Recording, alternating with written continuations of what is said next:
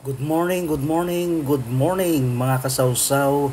Another day, another life, another ulam serye na naman po ang iluluto natin ngayong pananghalian. Yan po ang ating video for today, isang masarap na pork menudo. Tara mga kasawsaw, magluto na tayo. Ito po ang ating mga ingredients, ang mga sumusunod. Meron po tayong sibuyas, bawang, at syempre meron tayong kamatis. Meron tayong patatas at carrots, red and green bell pepper. Meron din po tayong green peas. At syempre hindi mawawala dyan ang raisin. Meron din tayong pork nor cubes at Mamacita oyster sauce at ang rino. Ayan, liver spread. Meron din tayong hotdog. Siyempre, ang ating baboy. Pork kasim po ang ating ginamit dyan at ang atay ng baboy po.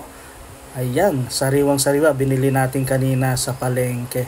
Ayan guys, bali ipiprito lang po natin ang ating carrots at patatas. Ayan, depende po sa inyo kung gusto nyong iprito or idirekta na lang po sa pagluluto, ano? Wala pong problema yan. Kaya lang po ako pag nagluluto ng menudo ay piniprito ko muna ng bahagya ang ating carrots at ang ating patatas. Ayan, para magbigay po siya ng konting texture. Ayan, sa ating nilulutong pork menudo. Ayan mga kasawsaw, hinahango na natin, iset aside natin ng konti. Ipiprito din po natin dyan ang ating red and green bell pepper. Ayan, palalabasin lang po natin ng konti ang kanyang aroma. Ayan, para pag hinalo natin mamaya yan sa ating nilulutong pork menudo ay mabangong mabango na po yan at malasang malasa na po. Ayan. So ganun din po, no, konting lang po yan, halo-halo ang ating gagawin at talaga naman po malasang malasa po yan. Pwede rin pong direkta yan sa inyong niluluto, no. Sabi ko nga po, ako po ay piniprito ko muna para lumabas ang kanyang aroma dyan. Ayan mga kasawsaw, at tutog na sina po natin ang ating baboy dyan. Ayan, palalabasin natin ng konti ang kanyang mantika. Ayan, ang ginamit po natin dyan ay pork kasim. Ayan, yung medyo metaba-taba ng konti po, kasi masarap po sa menudo yung medyo metaba po ng konti. Ayan, hindi naman po puro taba, yung katamtaman lang po ang pagkataba niya. Ayan, para medyo okay na okay po ang ating nilulutong pork menudo. Ayan mga kasawsaw, at konting share lang po yan, medyo at least golden, hindi naman, at least brown ng konti ang kanyang texture. Ayan po, ayan, okay na po yan. Iseset aside na po natin yan at mag-ano na po tayo, mag-start na po tayo ng ating paggigisa ng ating pagluluto ng pork menudo. Ayan mga kasawsa, ilalagay na po natin dyan ang ating bawang at sibuyas. Sabay-sabay na po yan kasi maluluto naman po yan after all. Ayan.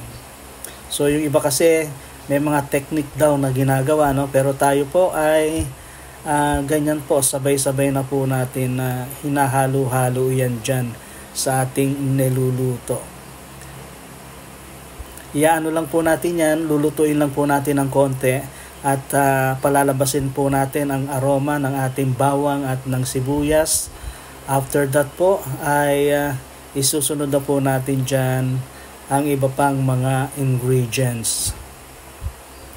Ganyan po ako magluto ng pork menudo. Ayan, so depende na lang po sa inyo kung ano po ang style ng inyong pagluluto. Pero this time, ito po ang aking pamamaraan ng pagluluto ng pork menudo. Ayan, inilagay ko na po ang ating kamatis. Marami po akong maglagay ng kamatis dyan kasi traditional po ang aking ginagawa sa pagluluto ng pork menudo. Hindi po ako gumagamit ng tomato sauce or tomato puree. Ayan, bali kamatis lang po. Kaya marami po ang aking ginagawang hinahalong kamatis. Kasi po yan ang magpapalasa ng ating lutuin. Ayan. Pero nasa sa inyo po yan. Pwede po kayong gumamit ng tomato sauce or tomato puree. Ayan po. Pero ako po, traditional po ako. Once na nagluluto po ako ng ating pork menudo. Yan, naglagay na po tayo dyan ng ating paminta. At syempre, lalagyan din po natin yan ng asin. Ayan po ang ating mga pampalasa. Ayan. Lulutuin lang po natin ng konti dyan ang ating kamatis. Ayan. At ihahalo na po natin ang ating karne ng baboy. Ayan na po. At pag na-mix na po yan, ay talaga naman po maglalasa na po yan. Ayan mga kasawsaw, ayan po, kanya-kanya naman po tayo ng pamamaraan ng pagluluto. Kaya nasa sa inyo po kung ano po ang inyong technique sa pagluluto ng inyong mga putahing ulam sa araw-araw. Ayan po, naglagay po tayo dyan ng Knorr cube, ang ating pork Knorr cubes. Pampa-enhance po ng lasa po yan ng ating nilulutong putahe ngayong araw. Ayan. Kasi po hindi po tayo gumagamit ng bechin or magic sarap. Pero sinasabi ko po palagi, nasa sa inyo po ang desisyon kung gagamit po kayo ng pampa-enhance po ng lasa. Wala naman pong problema yan. So kasi po sa aking pamilya ay yun po, ayaw po nila ng maraming enhancer sa pampalasa. Ayan, inilagay ko na po dyan ang ating atay ng baboy. Ayan, para masangkot siya na rin po yan dyan at mawala po ang kanyang lansa dyan. Ayan. So, lulutuin lang po natin ng konti ang atay ng baboy dyan para mawala po ang lansa niya. Ayan. Guys, naglalagay po ako ng ng suka para pampawala rin po ng lansa yan, at ang isa pa po ay pampatagal po ng ating ulam. Ayan. Tagal panis po kumbaga. Ayan. So naglagay po ako diyan ng mga 2 tablespoon ng vinegar. Ayan mga kasawsaw. Pakukuluan lang po natin yan At naglagay na rin po ako dyan ng isang sachet ng oyster sauce. So pwede rin po kayong gumamit dyan ng soy sauce. Ayan, kung wala po kayong oyster sauce, or pwede rin pong maglagay dyan ng magic yung Knorr seasoning na tinatawag po nila. Pero ako po, ang inilalagay ko lang po dyan ay oyster sauce po. Ayan. Kasi yung mga ingredients po natin dyan ay malasang malasa na po yan. And guys, hahaluin lang po natin yan ng konti. Pag okay na po ang ating atay, ay pwede na po natin yan lagyan ng pineapple juice. Ayan po, 1 cup po ng pineapple juice ang aking inilagay dyan, at 1 cup po ng water. Ayan po. So palalambutan na po natin dyan ang ating karne. Ayan, siguro mga po yan, mga at least mga 10 to 15 minutes ng ating pagpapalambot ng karne. Ayan. Ang baboy naman po ay madali naman pong lumambot dyan ang karne. Lalong-lalo na po pag ang nabili nyo po ay yung medyo bata pa na baboy. Dyan po ay naglagay na po tayo dyan ng liver spread. Ayan, isa pa rin pong pampasarap ng ating lutuin. At naglagay rin po tayo ng hotdog. Ayan. Optional po yan. Pwede rin pong walang hotdog ang ating menudo. Ayan. Naglagay po ako ng konting pampalasa ng alat, ang ating patis. Ayan. So, depende rin po sa inyo. Pwede po kayong maglagay ng asin lang kung ayaw nyo po ng patis. So, ayan mga kasawsaw. Kung umabot po kayo sa part na ito, ay paki-follow and share na lang po ang ating video. Ayan mga kasawsaw, naglagay na rin po ako dyan ng dahon ng laurel. Sinunod ko na rin po ang ating raisin or pasas po. Ayan, para yung ma-incorporate na po ang mga lasa po nila. Ayan. Yung dahon po ng laurel, pampabango po iyan. So optional din po iyan, pwede rin pong wala yung ano na yan, dahon ng laurel.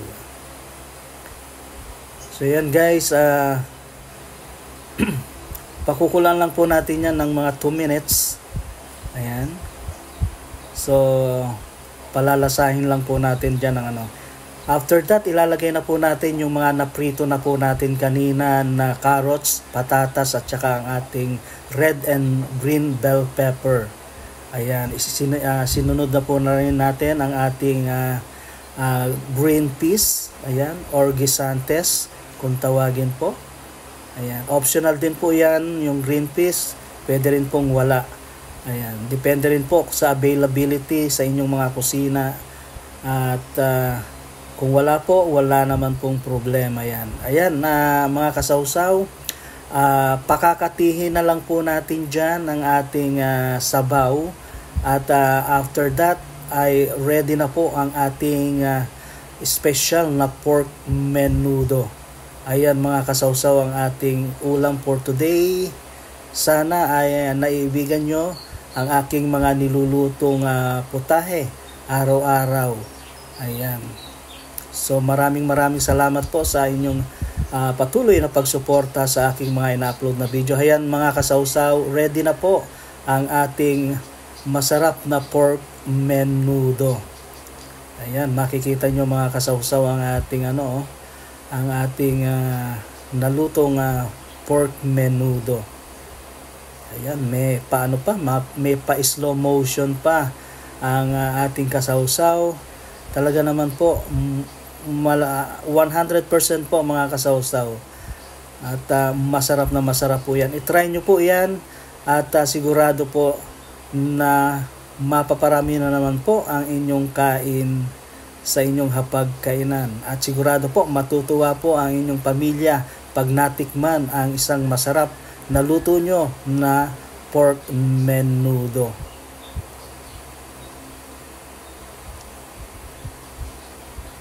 Parang kumain po kayo sa handaan o sa mga punsyonan katulad ng mga kasalan, binyagan. Ayan po, ganyan na ganyan po ang luto dyan sa ating mga handaan.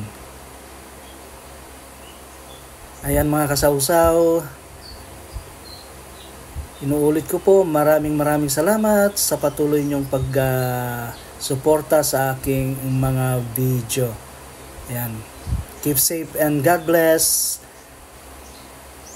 Happy lang. Tara, kain na po tayo. Please follow and share.